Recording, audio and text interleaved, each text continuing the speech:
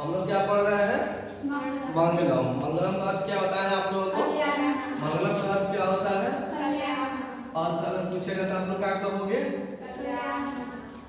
कल्याण होना। ठीक है।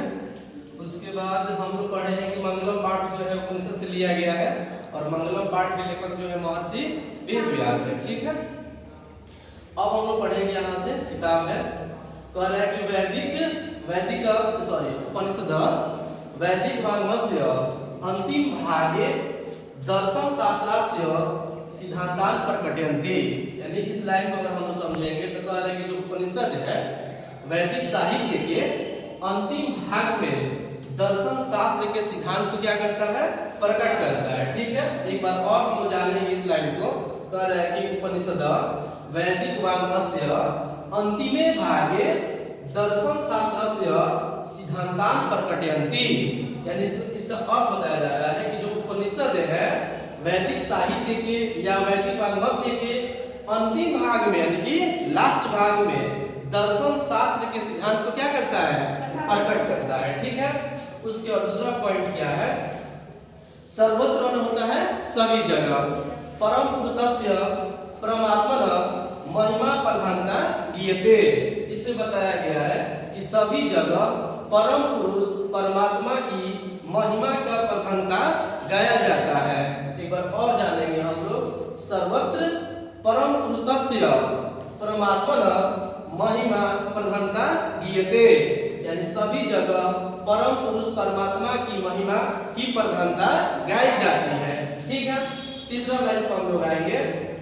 तेन परमात्मा जगत व्यापक अनुशासितम चास्ति।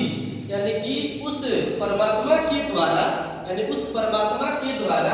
जगत यानी हमारा संसार व्याप्त यानी कि बड़ा और अनुशासित है। यानी उस परमात्मा के द्वारा यह जगत यानी यह संसार व्याप्त है यानी बड़ा है और क्या है? अनुशासित है। ठीक है। उसके बाद है सर्वे सर्वेषां तपस्यां परम लक्ष्यम। यानी इसमें कहा गया है कि सब एवं सर्वेषां तपस्यां परम लक्ष्यम। वही यानी परमात्मा ही सभी तपस्याओं का परम लक्ष्य है। ठीक है। उसके बाद है अस्मिन् पाठे परमात्मरा उपनिषदम पदात्मका पंचमंत्रा संगता संति।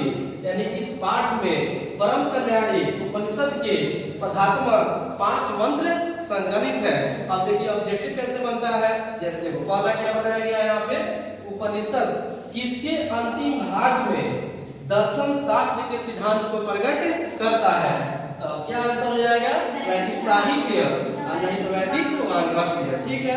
दूसरा क्या प्रश्न बनेगा इस लाइन से कि वैदिक वाङ्मय के अंतिम भाग में किसका सिद्धांत प्रकट करता है? तो हम लोग आंसर क्या करेंगे? दर्शन शास्त्र के सिद्धांत को प्रकट करता है। ठीक है। चौथा प्रश्न क्या बनेगा कि वैदिक वाङ्मय के अंतिम भाग में दर्शन शास्त्र के सिद्धांत को कौन प्रकट करता है? तो उपनिषद, क्योंकि उपनिषद में ही सब लिखा गया है। ठीक है। इसलिए इसका आंसर क्या हो जाएगा? उपनिषद। उसके बाद है वैदिक वाङ्मय के किस भाग में दर्शन शास्त्र के सिद्धांत को प्रकट करता है? तो किस भाग में? अंतिम भाग में। उसके बाद इसमें प्रश्न बनाएंगे कि सभी तपस्याओं का परम लक्ष्य कौन है?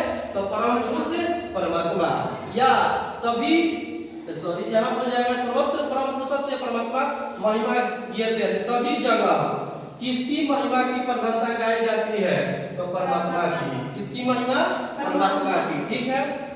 उसके बाद तेन परमात्मा जगत व्यापक अनुशासित। यानी यह जो है हमारा जगत जो है यह व्याप्त अनुशासित किसके द्वारा है?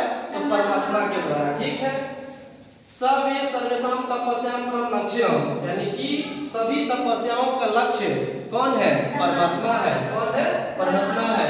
और इस पाठ में परम कल्याणी उपनिषद के पदात्मक बताया है जिसको कविता जिसको गाया जाता है इस मंत्र को। ठीक है।